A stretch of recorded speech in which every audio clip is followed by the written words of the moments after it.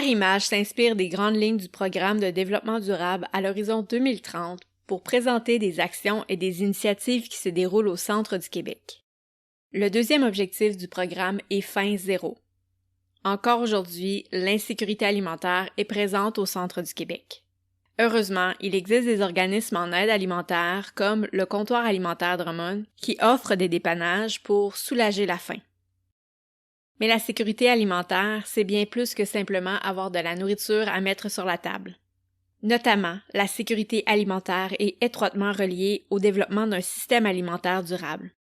Ce sont de ces notions dont nous allons discuter dans cet épisode. En plus de découvrir le travail du Comptoir alimentaire Drummond, nous allons en apprendre plus sur la volonté du Centre du Québec d'éliminer l'insécurité alimentaire par la mise en place du réseau pour la sécurité alimentaire au Centre du Québec.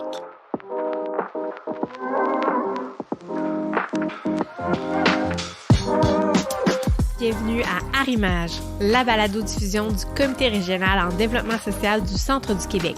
Mon nom est Audrey Michel et à chaque épisode, je vais à la rencontre des gens et des organisations qui s'impliquent pour améliorer la qualité de vie de nos communautés. Ensemble, explorons les dessous du développement social et son interconnexion avec le développement durable. De la concertation à l'action, découvrons ce qui se fait ici, au Centre du Québec.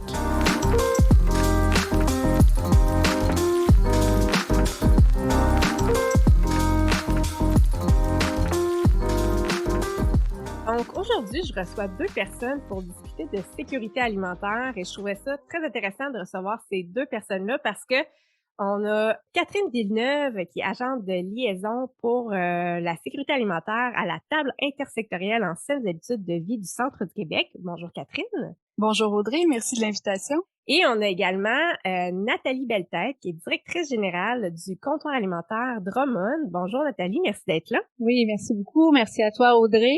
Bonjour. Donc, je disais que c'était très intéressant de vous recevoir toutes les deux parce qu'on va parler ensemble de sécurité alimentaire. Mais je dirais qu'on va avoir deux perspectives. On va avoir la perspective qui est davantage dans la concertation avec Catherine et on va avoir la perspective aussi qui est, oui, dans la concertation, mais aussi dans le travail très terrain avec Nathalie. Donc, je trouvais ça intéressant d'amener vos deux points de vue là, autour de cette discussion-là aujourd'hui. Donc, on va commencer tout simplement par se demander c'est quoi la sécurité alimentaire, comment ça se définit. Donc, Catherine, est-ce que tu pourrais nous éclairer là-dessus? Oui, la sécurité alimentaire, c'est pas un concept qui est compliqué, mais c'est un concept qui est très, très englobant, donc qui inclut beaucoup de dimensions. Donc, la sécurité alimentaire, ben, ça correspond à l'accès physique, mais aussi économique à une nourriture qui est non seulement suffisante, mais aussi qui est saine et nutritive. Cette nourriture-là, ben, elle doit permettre à toute la population de satisfaire ses besoins nutritionnels et ses préférences alimentaires, le tout dans le but d'être capable de vivre une vie qui est saine et qui est active. Et attention, la définition, elle s'arrête pas là, donc elle inclut d'autres dimensions. Donc, pour que toute la population ait accès à une sécurité alimentaire, il faut que chacun ait l'aptitude en tout temps d'acquérir des aliments, mais le puisse aussi le faire d'une manière qui est éclairée, donc qui ait accès à une information qui est simple, qui est fiable et qui est objective sur le système alimentaire et sur l'alimentation, et que chacun puisse se faire d'une manière qui respecte aussi la dignité humaine, puis qui puisse faire le tout au sein d'un système alimentaire qui repose sur des valeurs sociales qui sont justes, qui sont équitables, morales, et sur un système alimentaire qui est durable. Et là, j'ai fini. Donc, vous voyez, c'est quand même pas un petit concept, là, mais ça inclut énormément de dimensions. Donc, on peut le travailler de plein de façons différentes. Ben, merci, puis je trouve ça le fun. Oui, c'est une longue définition, mais c'est de penser que la sécurité alimentaire, c'est plus que d'avoir de la nourriture dans son frigidaire. Ça va au-delà de ça. Et ben il y a un concept aussi, hein, on parle de sécurité alimentaire, mais on parle aussi d'insécurité alimentaire. Est-ce que tu pourrais nous définir, Catherine, c'est quoi l'insécurité alimentaire? Est-ce que c'est l'inverse de la sécurité alimentaire? J'aime que tu poses la question comme ça, puis j'allais justement dire que non, c'est pas le contraire ou l'inverse de la sécurité alimentaire. Donc, l'insécurité alimentaire, c'est un accès qui est inadéquat ou incertain à des aliments en raison, par exemple, d'un manque de ressources financières. Donc, c'est la conséquence d'un problème qui est vécu par certaines personnes au sein de la société. Ça peut aller de la peur de manquer de nourriture jusqu'à la privation de nourriture, par exemple. Puis, il y a certaines personnes qui sont plus susceptibles que d'autres de vivre des situations d'insécurité alimentaire On peut penser aux personnes à faible revenu, aux personnes itinérantes, nouveaux arrivants, familles monoparentales, donc toutes les personnes qui vivent une situation de stigmatisation ou une certaine insécurité. Merci pour la précision. Nathalie, est-ce que tu aimerais ajouter quelque chose par rapport à ça? Je pense que c'est très bien expliqué, très complet de la part de Catherine. Oui. Excellent. Je l'ai mentionné, hein, on va avoir 2 perspectives aujourd'hui, une plus concertation, une peut-être un peu plus terrain. Quand je parle plus concertation, c'est parce que Catherine, notamment, tu, à titre d'agente de liaison, tu t'occupes de coordonner le réseau pour la sécurité alimentaire au centre du Québec, qu'on appelle plus couramment le RSAC ou le réseau, parce que ça fait long à dire. Est-ce que tu pourrais nous expliquer c'est quoi le réseau, un peu d'où ça vient, la volonté de mettre sur pied un réseau pour la sécurité alimentaire au centre du Québec? Ben, le RSAC, comme tu l'as dit, c'est un espace de concertation intersectorielle. Puis cet espace-là, ben, il s'inscrit dans la continuité de travaux en sécurité alimentaire au centre du Québec, donc vraiment d'une volonté partagée d'avoir un espace où des acteurs divers en sécurité alimentaire ben, puissent en fait réseauter. Donc on essaie d'avoir le plus possible des acteurs de milieux diversifiés, donc du milieu agroalimentaire, municipal, communautaire, milieu de la santé, développement social, économie sociale, Alouette, donc vraiment essayer de regrouper le plus de personnes possible autour de ce réseau-là pour avoir une vision qui est la plus englobante possible du système alimentaire pour avoir toutes les perspectives. Puis le réseau il a été mis sur pied en 2020, puis il présente 3 objectifs. Donc le premier, c'est d'assurer une vigie de l'état de situation sur le territoire en sécurité alimentaire, de participer à la recherche de solutions, puis finalement d'assurer une cohérence des actions locales et régionales en sécurité alimentaire. Donc, on travaille à 2 échelles. Merci beaucoup pour la précision. Nathalie, tu sièges d'ailleurs au RSAC, tu représentes la table des ressources en aide alimentaire du Centre du Québec ou la TRAC. On y reviendra un peu plus tard. Mais pour commencer, j'aurais aimé que tu nous parles du comptoir alimentaire. C'est quoi votre mission? C'est quoi les services que vous offrez? Puis peut-être nous parler un peu aussi des gens qui utilisent ces services-là. Alors, le comptoir alimentaire de Drummond est né en 91. La volonté d'intervenants du milieu qui voyaient vraiment les besoins grandissants au niveau de soutien alimentaire. Donc, notre mission de base, c'est vraiment soulager la faim, contrer l'insécurité alimentaire, prévenir l'angoisse et l'anxiété. On l'a vraiment mis dans la mission aussi. Prévenir l'angoisse et l'anxiété que peuvent causer le manque de nourriture et l'insécurité alimentaire. Donc, on aide environ 1500 ménages par année, j'y reviendrai, là. Pour ce faire, nos services sont des services de récupération alimentaire. Donc, on a avec un camion réfrigéré, bien sûr, le mandat d'aller chez les entreprises alimentaires, parfois des producteurs agricoles, chercher des surplus alimentaires, les invendus. Donc, on fait environ, on va chercher là en moyenne 150 000 livres d'aliments par année par la récupération alimentaire pour ensuite la distribuer. Bien sûr, à ce moment-là, ça passe par le tri d'aliments chez nous, l'empaquetage et tout ça. On fait aussi la transformation alimentaire. À partir de cette récupération-là, on veut autant bonifier l'aide alimentaire avec la transformation que d'éviter le gaspillage. Donc, au lieu de jeter la carotte qui est moins belle d'un bout puis qui est mollasse, on va garder ce qui est beau, on va cuisiner, fait qu'on a une belle cuisine de transformation alimentaire bien équipée.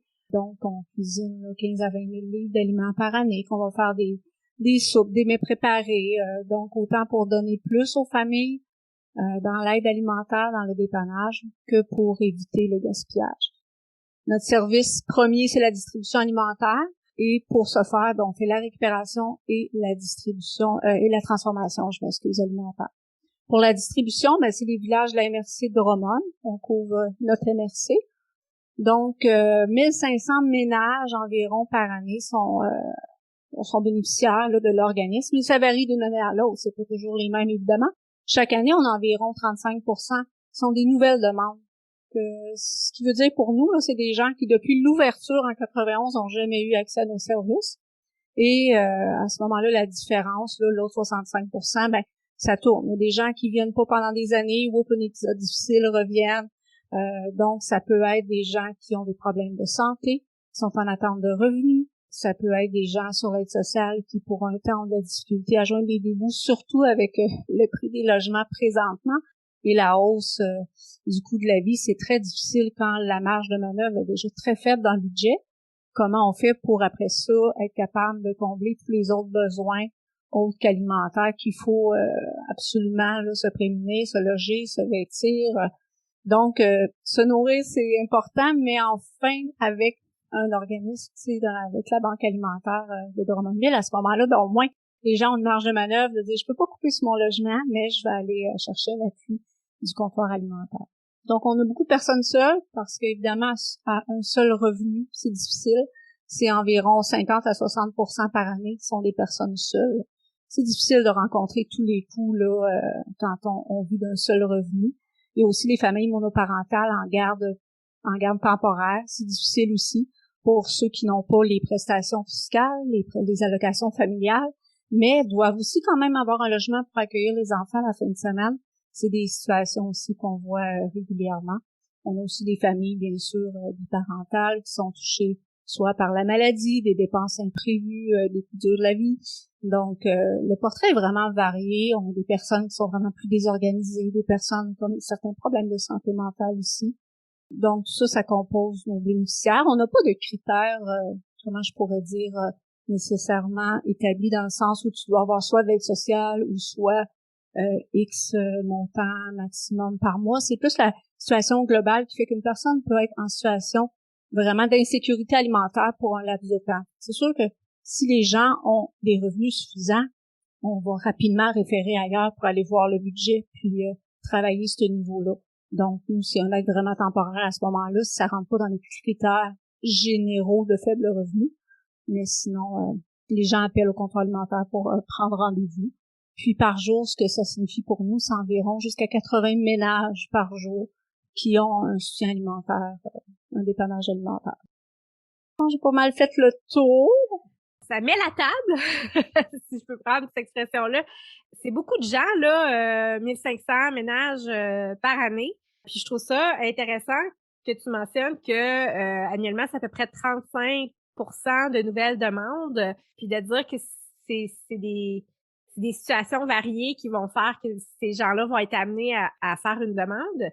Et dans la mission, tu parlais de prévenir l'angoisse et l'anxiété parce qu'on le sait, pas être capable de s'alimenter, pas être capable de donner suffisamment de nourriture à ses enfants, c'est une grosse source de stress et d'anxiété. Comment ça s'articule, ça, dans votre mission de soulager ce stress-là dans les actions que vous mettez en place?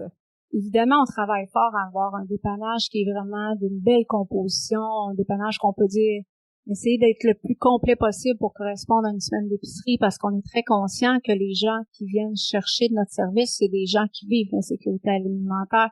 Donc, si nous, on n'arrive pas à faire le mieux qu'on peut pour donner près d'une semaine d'épicerie, les moyens deviennent difficiles pour certaines familles. Donc là, oui, dans le concret, là, c'est sûr que plus on peut donner un beau dépannage avec une belle composition de différentes catégories d'aliments, suffisamment de viande, produits laitiers pour les enfants. On achète énormément d'aliments aussi pour arriver à ça, pour vraiment contrer justement l'insécurité parce qu'on sait très bien, surtout pour les familles, même une personne seule, hein, si on sait pas ce qu'on mange demain, puis le frigidaire est vide, on va souffrir un petit peu d'anxiété, c'est certain. Mais imaginez quand on a aussi les enfants envoyés à l'école, à prévoir le souper, tout ça. Donc, il y a au quotidien, on sent la détresse là, de plusieurs ménages, là, surtout au début quand ils sont vraiment... Souvent, les gens attendent à la dernière minute, venir chercher du service, ils espèrent se débrouiller, ils espèrent pas qu'une solution va arriver. Donc, dans les débuts de l'aide alimentaire, on sent encore plus cette fragilité-là, puisqu'ils n'ont pas encore pris le dessus. Mais effectivement, ça se traduit au quotidien, puis on fait du mieux qu'on peut pour offrir de beaux dépannages. Je ne doute pas que les gens qui viennent chez vous reçoivent un excellent accueil et qu'ils ont les meilleurs paniers possibles. Ça, je n'ai aucun doute. Il y a une autre chose aussi que tu as mentionné qui m'amène sur ma prochaine question. Tu parlais, entre autres, qu'il y a beaucoup de gens qui vont se retrouver en situation d'insécurité alimentaire à cause de la hausse des coûts des logements. Ce qui m'amène à parler de la pyramide d'impact populationnel des interventions en sécurité alimentaire. Donc, Catherine, est-ce que tu pourrais nous expliquer c'est quoi cette fameuse pyramide? Oui, la pyramide d'impact populationnel, c'est un outil qu'on utilise pour classer nos actions en sécurité alimentaire. Donc, c'est, comme on dit, une pyramide, donc un triangle qui est divisé en 3 grandes catégories, donc en 3 grandes strates. Donc, on a le haut de la pyramide, le milieu, puis la base de la pyramide. Puis, les 3 sections, elles représentent chacune une échelle d'action qui est différente. Donc, dans le haut, on va avoir l'échelle individuelle, dans le milieu, l'échelle collective, puis dans le bas, l'échelle structurelle. Donc, les actions qu'on classe dans le haut de la pyramide, c'est des actions qui nous permettent d'avoir un impact à l'échelle individuelle, donc des initiatives avec des approches qui sont orientées autour de la personne. Donc, par exemple, on peut penser justement à l'aide alimentaire, aux cuisines collectives. Donc, c'est des initiatives qui permettent à des individus d'aller chercher soit des nouvelles compétences, par exemple, en matière d'alimentation, ou encore d'atténuer les conséquences de l'insécurité alimentaire. Donc, ça a des effets directs sur leurs caractéristiques personnelles ou sur leur parcours de vie en matière de sécurité alimentaire. Et le milieu de la pyramide, concerne les actions qui vont nous permettre d'avoir un impact sur la sécurité alimentaire à une échelle qui est collective. Donc, elles vont comprendre des actions qui permettent d'agir sur les environnements d'une population donnée pour améliorer sa sécurité alimentaire. Par exemple, on peut penser, si on a un quartier qui dispose pas d'un accès à l'alimentation de proximité, puis qu'on vient ajouter, par exemple, une épicerie solidaire, tous les citoyens du quartier, sans distinction, vont avoir un accès à un commerce alimentaire de proximité. Donc, c'est une action qui est un petit peu plus passive, qui est moins directe, mais qui permet à une collectivité donnée, soit un quartier, une communauté, une municipalité, d'avoir un accès meilleur à la sécurité alimentaire. Puis finalement, la base de la pyramide, elle comprend les actions qui ont un impact structurel sur la sécurité alimentaire, donc qui touchent pas seulement une population donnée, comme des déterminants collectifs, mais qui ont un impact sur toute la société. Les actions dans ce sens, vont contribuer à réduire les écarts socio-économiques entre les individus. Donc, on peut penser aux programmes qui permettent, par exemple, l'accès de tous aux services essentiels. Donc, on parlait du logement. Donc, le logement, la santé, l'éducation, le transport. Donc, tous ces services-là qui, si ils nous coûtent très cher, ça réduit le montant qu'on peut attribuer à l'alimentation. Si on réduit le coût de ces services-là, déjà, on améliore l'accès à tous à la sécurité alimentaire. Et si on veut avoir un impact qui est encore plus structurel sur la sécurité alimentaire, là, on peut aller augmenter le niveau socio-économique populationnel. Donc, on travaille à ce que chacun des membres de la société ait accès à un revenu, un emploi, une scolarité qui lui permettent une vie digne. Donc, en sécurité alimentaire, il y a des enjeux sur lesquels on doit agir à l'échelle individuelle, on n'a pas le choix, puis d'autres à une échelle qui est collective. Donc, c'est vraiment de penser toutes ces différentes échelles-là en complémentarité, puis de choisir sur laquelle on veut travailler selon les enjeux. Par exemple, on peut avoir une personne qui a accès à un revenu suffisant, mais qui n'a pas de commerce de proximité en alimentation, ou inversement. Ou encore une personne qui a un revenu suffisant pour aller s'acheter de l'alimentation, mais pas pour le transport, par exemple. Donc, c'est de penser vraiment ces enjeux-là de manière complémentaire, puis voilà. Merci, Catherine. Puis pour les gens qui sont visuels, là, qui auraient besoin de voir la pyramide, dans les notes d'épisode, je mettrai le lien vers l'illustration de la pyramide. Donc, ça sera peut-être plus facile là, pour les gens qui sont visuels de bien situer tout ça. Le lien sera en note d'épisode. Et là, je me tourne vers toi, Nathalie. Les actions là, du comptoir alimentaire, avec l'explication que Catherine vient nous donner de la pyramide, ça se situe où dans cette pyramide-là?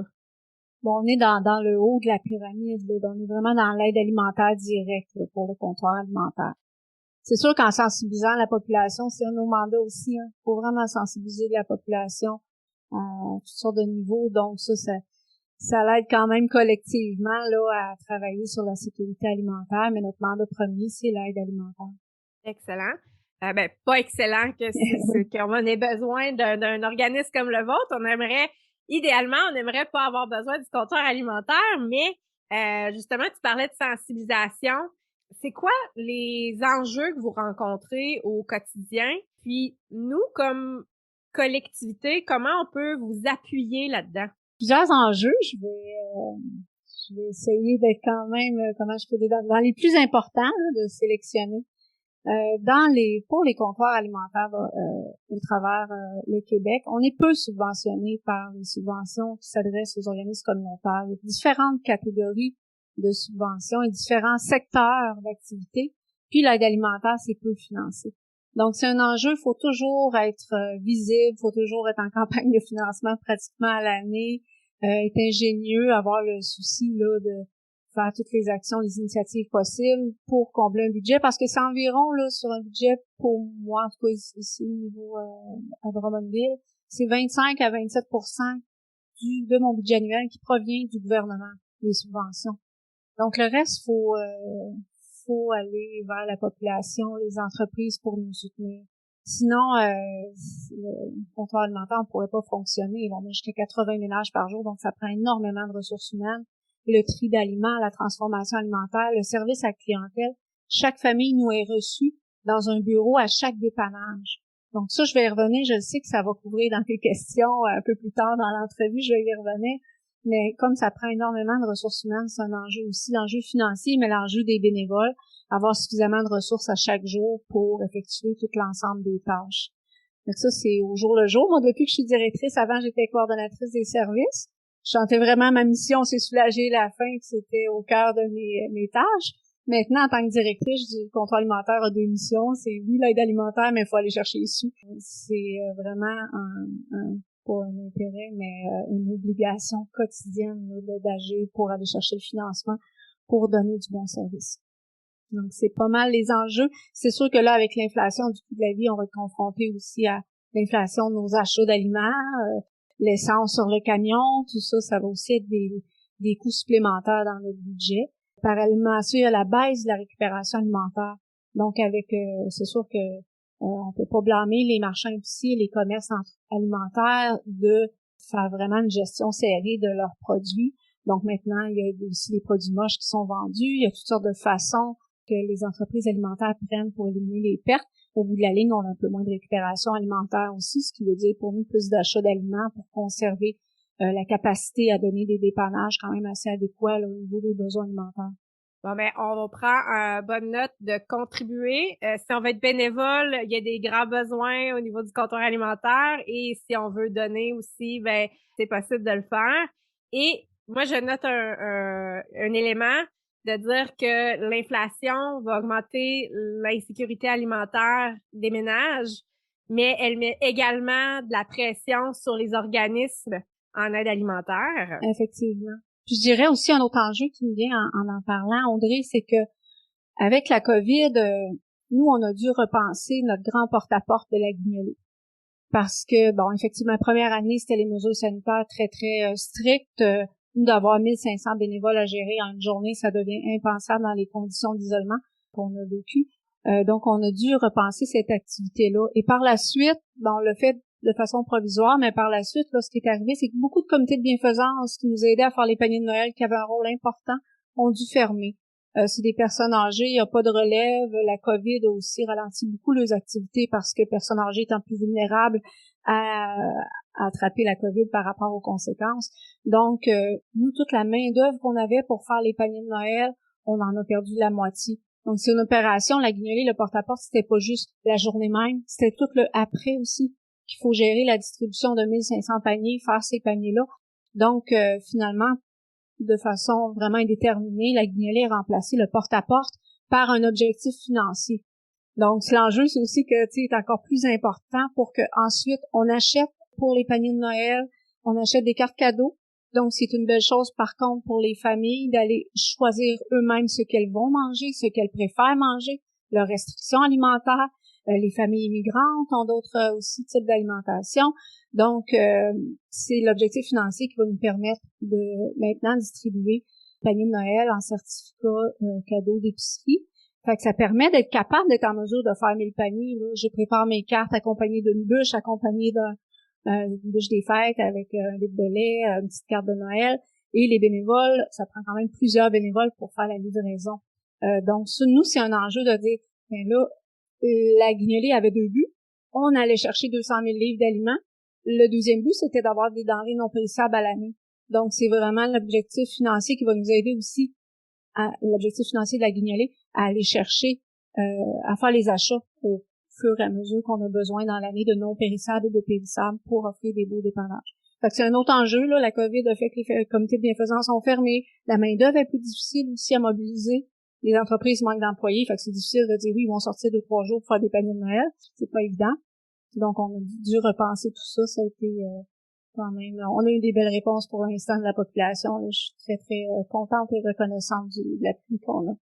Je suis heureuse d'entendre que la population répond à l'appel puis qu'elle vous appuie là-dedans, malgré les défis que ça a pu représenter. Faut dire si les gens veulent donner, je tiens à le dire, la guignolée, si les gens veulent donner en denrées, c'est aussi chez les marchands épiciers, ça s'en vient ensuite au contrôle alimentaire. On fait la récupération, on ramasse là, dans les paniers à sortie des caisses les denrées. Les gens peuvent venir les porter dans les points de chute au centre de rénovation La Ferté, au contrôle alimentaire, parce que la guignolée, comme j'expliquais tantôt, toute cette campagne-là, c'est aussi pour manger, pour offrir de la nourriture à l'année. Donc, les conserves, s'ils sont pas mis dans le panier Noël comme tel, ils servent à l'aide alimentaire, puis c'est autant important de manger entre le jour de l'an et Noël suivant qu'entre les deux. Donc, voilà. Tout à fait. Merci de la précision. Donc, c'est noté. Je recule un petit peu. Tout à l'heure, j'ai mentionné qu'au sein du Réseau pour la sécurité alimentaire au Centre du Québec, tu sièges afin de représenter la TRAAC, qui est la table des ressources en aide alimentaire du Centre du Québec. Est-ce que tu pourrais nous expliquer un peu c'est quoi la TRAAC, puis pourquoi les organismes en aide alimentaire du Centre du Québec ont souhaité se regrouper au sein de cette table-là? Bon, la table, comme tu l'as noté, c'est des ressources en aide alimentaire du Centre du Québec ou encore des organismes en regroupement ou encore des organismes qui ont un volet important de leur mission, qui sont de l'aide alimentaire. Donc, on peut avoir un centre d'action bénévole parce qu'il y a un volet qui est l'aide alimentaire. Donc, c'est des organismes vraiment qui ont une mission, un volet important au niveau de l'aide alimentaire. Il y a eu des consultations qui ont été faites avant. C'est un peu un bébé du CRDS, du Comité régional en développement social, la TRAC. Et les consultations, soit le chantier famille et pauvreté, ont ressorti beaucoup les besoins de soutien en sécurité alimentaire et la problématique de sécurité alimentaire. De là est découlé d'autres consultations qui fait que les organismes ont été invités à participer à ça. Et le besoin de se regrouper, de se supporter, d'avoir une certaine mobilisation, aussi de faire ressortir la réalité des organismes en aide alimentaire pour ensuite aller chercher une mobilisation des acteurs régionaux, locaux pour supporter l'aide alimentaire. Donc, c'est vraiment, on n'a pas de regroupement au Québec des comptoirs alimentaires. Donc, c'était dans le but vraiment d'ensemble s'appuyer, se soutenir autant sur le besoin d'avoir de nouvelles connaissances au niveau formation, au niveau intégration des bénévoles, au niveau du financement. Donc, c'était les grands buts là, de s'aider ensemble à améliorer nos services, les maintenir, les bonifier aux besoins, les développer. Donc, c'est des organismes du Centre du Québec, environ plus d'une vingtaine de membres qui font partie de la TRAC. Puis, j'imagine que les enjeux que tu nous nommais précédemment, c'est des enjeux qui doivent être quand même assez répandus, là, que c'est des enjeux qui concernent tous les membres de la TRAC. Effectivement, on est tous pris dans le tourbillon de la sollicitation et du financement et des casse-têtes, des demandes de subventions à gauche et à droite qui existent des fondations aussi, rechercher ce côté-là pour aller chercher les sous qu'on a besoin pour offrir des services. Donc, c'est le lot et la réalité de l'ensemble des organismes en aide alimentaire pratiquement. Merci pour les précisions, Nathalie. Je comprends mieux maintenant d'où vient la table, pourquoi elle a été mise sur pied, la TRAAC, et je pense que c'est important que tu sois au sein du RSAC pour représenter justement ces organismes-là et amener les enjeux que vous vivez autour de la table du réseau pour que tout ce beau monde-là puisse collaborer, avoir conscience de votre réalité et pouvoir vous appuyer dans vos démarches. Donc là, on a parlé beaucoup d'aide alimentaire. Maintenant, j'aimerais qu'on prenne une perspective peut-être un peu plus large, qui est plus spécifiquement le portrait diagnostique du système alimentaire durable du Centre du Québec. Donc, c'est un portrait qui a été dévoilé en avril 2022. C'est une réalisation, si je peux dire ainsi, du réseau de la sécurité alimentaire. Donc, Catherine, est-ce que tu pourrais, dans un premier temps, nous expliquer c'est quoi un système alimentaire durable et dans un deuxième temps, c'est quoi ce portrait diagnostic-là puis d'où ça vient? Oui, merci Audrey. En fait, le portrait diagnostic dont tu parles, il s'est construit autour de deux concepts centraux. soit la pyramide d'impact populationnel dont j'ai parlé un petit peu plus tôt, puis le fameux SAD ou système alimentaire durable. Un système alimentaire durable, ben, c'est un outil sur lequel on s'appuie pour favoriser la sécurité alimentaire. Donc, la façon dont on le définit, c'est un réseau de collaboration entre toutes les parties prenantes d'un système alimentaire, donc en partant de la production puis en allant jusqu'à la valorisation des matières résiduelles, en passant par consommation, distribution, etc. Donc, cette collaboration entre les parties prenantes du système alimentaire ben, vise à améliorer la santé environnementale, économique et sociale d'une collectivité, donc nos 3 facettes du développement durable, finalement, qui sont aussi importantes les unes que les autres. Puis cette collaboration-là, entre les acteurs du système alimentaire, ben, doit s'appuyer sur une gouvernance qui est ancrée dans le territoire, donc qui est territoriale, propre au centre du Québec, par exemple, ici, quand on parle de système alimentaire durable du centre du Québec, ou encore par MRC, par exemple. Donc, le fameux portrait diagnostic du système alimentaire durable du centre du Québec, dans le fond, c'est vraiment un inventaire de qu'est-ce qui existe en termes d'initiatives en sécurité alimentaire, mais aussi qu'est-ce qui existe comme acteurs du système alimentaire sur le territoire. Puis, ces données-là sont organisées pour former un rapport final ou un portrait de c'est quoi qu'on a à travailler au centre du Québec par rapport à la sécurité alimentaire puis au système alimentaire durable. Il y a des enjeux comme il faudrait favoriser, par exemple, l'autonomie alimentaire, la littératie alimentaire chez la population, ou encore comment est-ce qu'on peut offrir des services qui sont plus intégrés aux populations vulnérables. Donc, il y a plein d'enjeux comme ça, puis de données qui sont présentées dans ce portrait-là. Puis, l'idée de faire un portrait du système alimentaire durable, ben, elle est venue d'une volonté qui était largement partagée au centre du Québec de se doter d'un outil pour voir, ben, c'est quoi l'état de la sécurité alimentaire sur le territoire. Donc, plutôt, Nathalie parlait du chantier Famille et pauvreté qui a priorisé la sécurité alimentaire, par exemple. Donc, il y a eu des démarches comme ça de co-développement, notamment à la table des MRC, où il y a eu plusieurs chantiers, notamment les chantiers du service de proximité, puis il y en a plusieurs qui ont mis la sécurité alimentaire de l'avant comme un enjeu qui était prioritaire.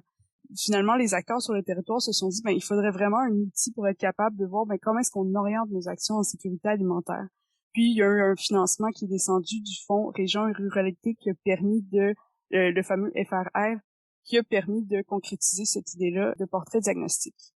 Puis, là, justement, tu parles que, ben, c'est venu d'une priorité régionale qui était la sécurité alimentaire, mais pourquoi système alimentaire durable, si on parle de sécurité alimentaire, c'est quoi la relation entre les deux? Oui, donc on s'appuie sur un système alimentaire durable pour soutenir la sécurité alimentaire parce que cette collaboration-là entre les parties prenantes d'un SAD, donc d'un système alimentaire durable, ben, permettent de penser des solutions pour réduire les coûts et les problématiques reliées aux différentes étapes de production, de transformation, de distribution pour favoriser un meilleur accès économique puis physique à l'alimentation, qui est vraiment la base de la sécurité alimentaire, puis aussi de réduire le gaspillage puis de créer des synergies de l'économie circulaire. Donc, en misant sur un système alimentaire durable, ben, on veut que l'alimentation locale, ce soit un choix qui soit facile à faire, qui soit surtout économiquement puis physiquement accessible. Donc, voilà. Donc, on propose des solutions qui sont ancrées dans le territoire, qui sont adaptées aux réalités qui sont géographiques, sociales et économiques de la région parce qu'elles sont pensées ici. Donc, c'est vraiment d'enclencher une collaboration qui vient mettre de l'avant les personnes les plus vulnérables, puis comment est-ce qu'on est capable, tout le monde ensemble, de, en travaillant pour les plus vulnérables, ben, de favoriser l'accès à une alimentation locale pour tous. Donc, en gros, c'est ça. Merci pour la précision. Je sais qu'il y a 16 priorités qui ont été énumérées à la suite de la rédaction du portrait diagnostique. On n'en fera pas nécessairement la lecture. Le portrait diagnostique est disponible sur le site web du CRDS. Encore une fois, je vais mettre le lien dans les notes d'épisode. Donc, les gens qui sont curieux, qui voudraient aller lire le portrait, qui voudraient aller voir quelles sont les priorités qui ont été identifiées, pourront le faire. Mais justement, là, on a cet outil-là qui a été publié. Maintenant, c'est quoi la suite? Ben, en fait, au niveau du RSAC, on a la réalisation du plan d'action, donc la mise en œuvre d'un plan d'action au réseau pour la sécurité alimentaire au centre du Québec. Puis, dans un deuxième temps, on a la mise à jour du portrait diagnostique et puis son déploiement, donc la priorisation dès l'automne de ces 16 enjeux-là dont tu parles, Audrey, localement, donc par MRC. Donc, des rencontres locales où on va prioriser de ces enjeux-là. Ça a déjà été fait au régional, donc maintenant, on passe à l'échelle locale.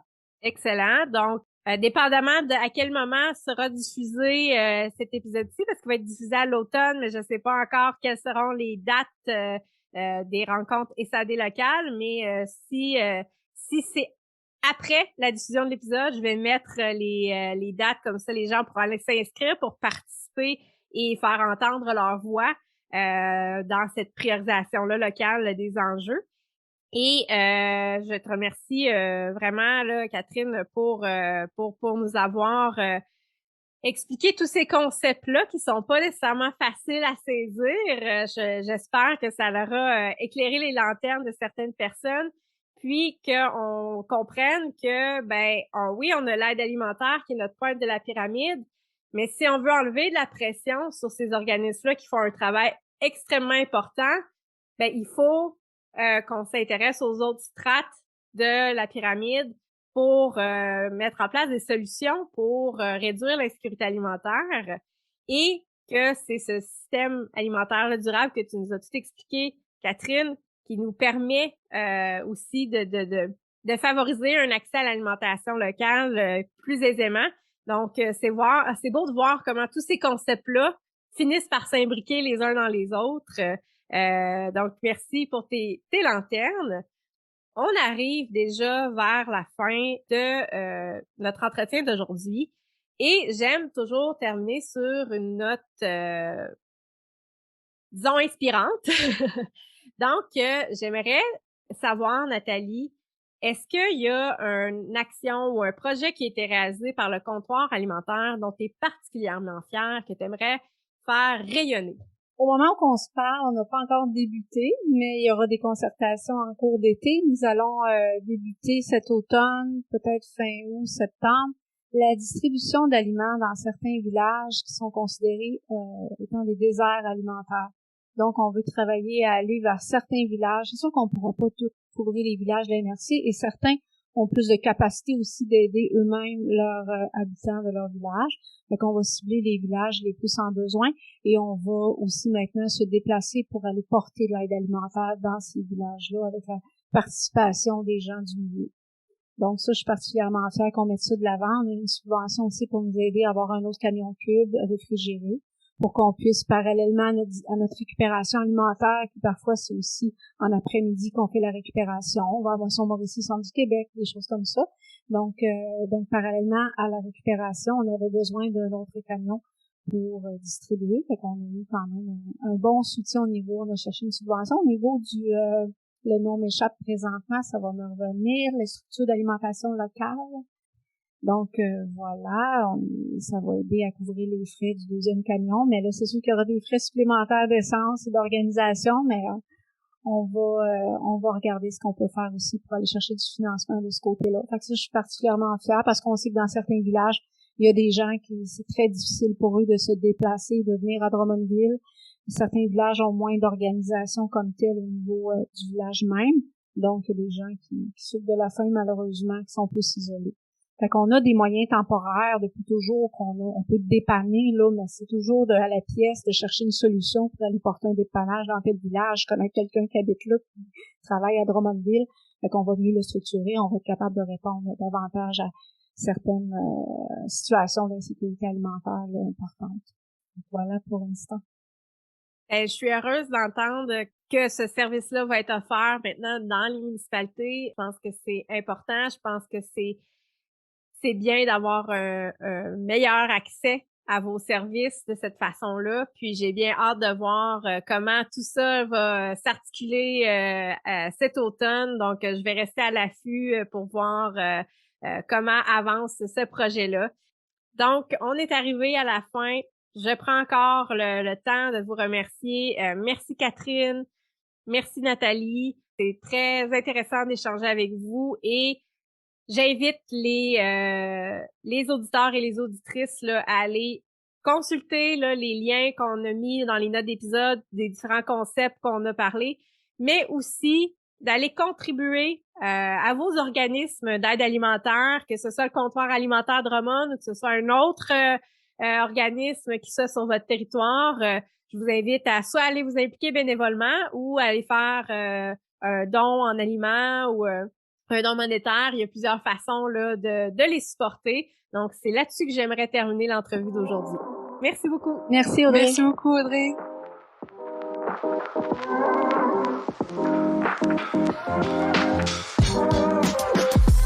Si vous avez apprécié cet épisode, abonnez-vous afin de ne pas manquer la sortie du prochain. Pour nous encourager, laissez-nous 5 étoiles et un commentaire sur votre plateforme de balado-diffusion préférée. Cette balado et les activités du Comité régional en développement social du Centre du Québec sont rendues possibles dans le cadre d'une entente de collaboration avec la contribution financière de la MRC d'Arthabasca, la MRC de Bécancour, la MRC de Drummond, la MRC de l'Érable, la MRC de Nicolet-Yamaska, Centraide Centre du Québec et le CIUS de la Mauricie et du Centre du Québec. Pour en apprendre plus au sujet du développement social, rendez-vous sur notre site web au crds.centreduquebec.qc.ca. Merci pour votre écoute.